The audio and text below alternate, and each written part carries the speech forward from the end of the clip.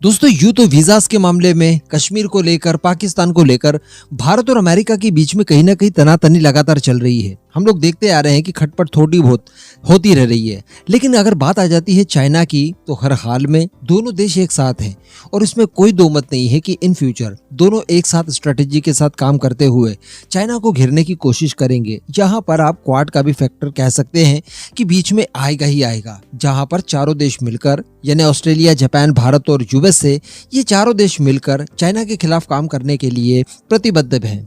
अभी कुछ ही समय पहले मैंने आपको कुछ वीडियो बनाकर बताए थे और ये सारी चीजें ऐसी नहीं हो गई, इतना बड़ा इत्तेफाक ऐसे ही नहीं होता। देखिए, अरेबियन सी में पाकिस्तान की सीमा के एकदम नजदीक अमेरिका की एक परमाणु पनडुब्बी दिखाई देती है और वो अपना अपीयरेंस देती है, जबकि इस तरह की न्यूक्लियर सबमरीन्स हम सभी जानते हैं कि अपना अपीयरेंस नहीं देती है और काफी गुप्त रूप से, काफी सीक्रेटली ये अपना सफर तय करती है। अंडर वाटर, उथले पानी या छिछले पानी में ये बिल्कुल नहीं आती। लेकिन ऐसा हुआ, अब ये जो सबमरीन दिखाई देती है ये कोई ऐसी वैसी सबमरीन नहीं थी अमेरिका की, बल्कि अमेरिका की सबसे ताकतवर सबमरीन थी, जो कि अपने साथ एक बार में 24 न्यूक्लियर बम लेकर चलती है। यानी एक छोटे मोटे देश को तबाह कर देने की ताकत अकेली एक सबमरीन रखती है। इसी के साथ साथ ठीक उसी समय की बात है कि भारत की तरफ से K-15 सागरिका मिसाइल का टेस्ट किया जाता है। ये भी न्यूक्लियर सबमरीन INS अरिहंत से की गई थी। यानी एक SLBM का टेस्ट हम लोग करते हैं। इसके बाद खबर निकल कर आती है कि भारत की जो सेकंड नंबर की न्यूक्लियर सबमरीन है, यानी हमारी SSBN INS अरीघाट, वो भी जल्दी ही नौसेना में शामिल हो जाएगी। तो कहने का मतलब ये जो 3-4 कांड हुए एक साथ हुए। इसी के साथ साथ हम लोग जानते हैं कि भारत अपनी K4 और K5 मिसाइल के ऊपर तेजी से काम कर रहा है। जहां पर K4 को हम लोग पूरी तरह से तैयार कर चुके हैं, उसके टेस्ट भी कर चुके हैं। अभी तक उसका किसी सबमरीन के जरिए डायरेक्ट टेस्ट करना बाकी है, तो उस टेस्ट के लिए भी हम लोग तैयारियां कर रहे हैं। K5 कितने बार हम लोग चर्चा करेंगे इसकी कि K5 पूरी तरह से तैयार हो गई है, उसको टेस्ट करने की भी सारी तैयारियां DRDO कर चुका है। केवल गवर्नमेंट की परमिशन चाहिए। जैसे ही परमिशन गवर्नमेंट दे देती है, इसके टेस्ट भी कंडक्ट करवा दिए जाएंगे DRDO की तरफ से। कहने का मतलब भारत की जो सेकंड स्ट्राइक कैपेबिलिटी है उसको बढ़ाने की बहुत ही कोशिशें की जा रही है और बहुत तेजी से काम किया जा रहा है।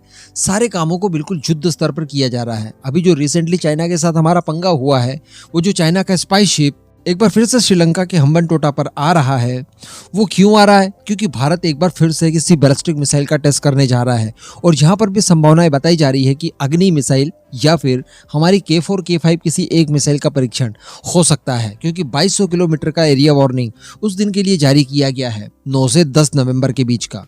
तो कहने का मतलब भारत अपनी न्यूक्लियर डिटरेंस को बढ़ाने के लिए लगातार कोशिशें कर रहा है। लेकिन दोस्तों सिमिलरली अमेरिका भी कुछ इसी तरह की तैयारियों में लगा हुआ है और उसने भी अपनी सबसे ज्यादा ताकतवर मिसाइल, जिसे कि दुनिया की सबसे अच्छी न्यूक्लियर बैलिस्टिक मिसाइल माना जाता है, यानी D5 मिसाइल, उसकी और ज्यादा संख्या में मैन्युफैक्चरिंग के लिए लॉकहीड मार्टिन को ऑर्डर दिया है। जी हाँ, दरअसल इस मिसाइल का पूरा नाम है ट्राइडेंट 2 D5 बैलिस्टिक मिसाइल। तो इसके उत्पादन के लिए लॉकहीड मार्टिन को बताया जा रहा है कि $581.2 मिलियन का एक ऑर्डर प्लेस किया गया है, ताकि यूएस नेवी के लिए लॉकहीड मार्टिन इन मिसाइलों का निर्माण कर सके। ये भी ठीक भारत की K4 और K5 मिसाइलों की तरह ही SLBM है, यानी सबमरीन लॉन्च बैलिस्टिक मिसाइल्स। और जैसा कि मैंने आपको बताया कि इन मिसाइल्स को दुनिया की सर्वश्रेष्ठ बैलिस्टिक मिसाइल्स माना जाता है। हालांकि ये जो कॉन्ट्रैक्ट दिया गया है $581.2 मिलियन का, इसके तहत यूएस नेवी को कितनी मिसाइल्स मिलेंगी इस बात का खुलासा नहीं किया गया है, लेकिन ये सारा जो ऑर्डर दिया गया है वो मैंने आपको बता दिया। ये जो ट्राइडेंट 2 D5 मिसाइल है, इसे अमेरिका की परमाणु संचालित पनडुब्बी, जैसे कि USS रोड आइलैंड, इस तरह की पनडुब्बियों से लॉन्च किया जाता है। ये पनडुब्बियां भी बिल्कुल भारत की INS अरिहंत और अरीघाट इसी कैटेगरी की हैं। तो कहने का मतलब आपने देख लिया कि भारत हो या फिर अमेरिका हो, सेम तरह की स्ट्रैटेजी के ऊपर काम कर रहे हैं। तो कहीं ना कहीं इनके बीच में लिंक एटलीस्ट मुझे तो दिखाई दे रहा है कि जहां पर चाइना को घेरने के लिए कोशिशें की जा रही है, क्योंकि जिस हिसाब से चाइना अग्रेशन दिखा रहा है, इन सारी चीजों को देखते हुए ही मेरे ख्याल से ये तैयारियां की जा रही है।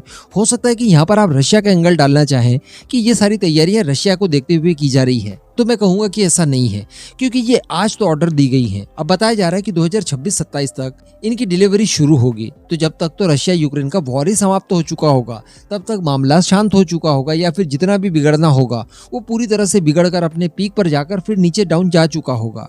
तो कहने का मतलब अल्टीमेटली ये जो सारी तैयारियां की जा रही है, ये अमेरिका की तरफ से चाइना को ध्यान में रखकर ही की जा रही है, स्पेशली इंडो पैसिफिक के लिए। या फिर यहाँ पर यह भी कहा जा सकता है कि जिस तरह से यूक्रेन के अंदर परेशानियां जनरेट हुई, ये सारी परेशानियां इन फ्यूचर ताइवान के अंदर ना हो और ताइवान को एक सुरक्षित तरीके से बाहर निकाल लिया जाए, उसे बचाकर रखा जाए। इन सारी चीज़ों की तैयारी के तौर पर अमेरिका ने ये किया है, लेकिन अल्टीमेटली इनके निशाने पर है तो चाइना। मैं तो अंत तक इसे यही मानूंगा। अब इस पूरे मुद्दे पर दोस्तों आपका ओपिनियन क्या है? क्या आपकी भी वही राय है जो मेरी है? नीचे कमेंट करके जरूर बताइएगा।